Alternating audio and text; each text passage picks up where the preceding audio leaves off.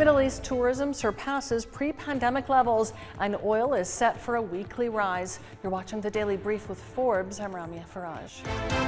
Global tourism receipts touched $1.4 trillion in 2023, with the Middle East leading the recovery as the only region to surpass its pre-pandemic levels.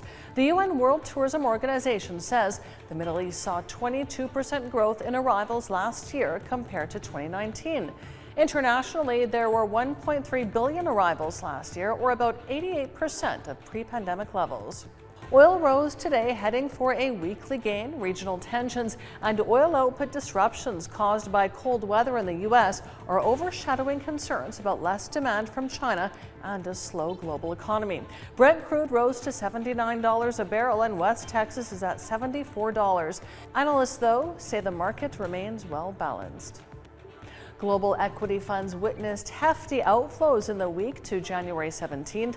Investors trimmed positions after central bankers lowered expectations of an early interest rate cut. LSEG data shows investors pulled $8.68 billion out of global equity funds during the week, logging the third straight week of outflows.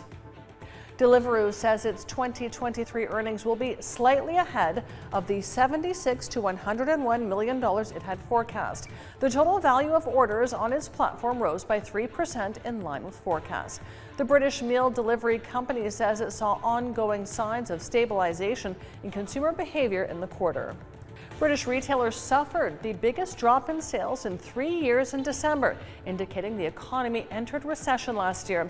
Official data shows retail sales volume shrank 3.2% between November and December, the biggest drop since January 2021. It's worse than the 0.5% drop forecast by economists. Thailand has discovered 14.8 million tons of lithium deposits. It's a boost for the kingdom's goal of becoming a regional hub for EV production. The find means Thailand has the third largest lithium resources, behind Bolivia and Argentina. It's not yet clear how much can be exploited commercially. In today's Forbes Real-Time Billionaires ranking, our biggest winner is Bernard Arnault. He's up $3.1 billion, now with net wealth of $177.7 billion. Our second biggest winner today is Mark Zuckerberg, up $2.7 billion with net wealth of $132.9 billion. And our third place winner is Larry Ellison. He's up $2.3 billion with net wealth of $137.1 billion.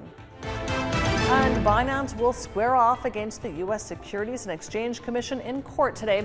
It's urging the judge to toss the SEC's lawsuit against it. The SEC accuses Binance of artificially inflating its trading volumes, diverting customer funds, and failing to restrict U.S. customers, among other offenses. I'm Ramya Faraj. This is the Daily Brief. Thanks for watching. Have a great weekend.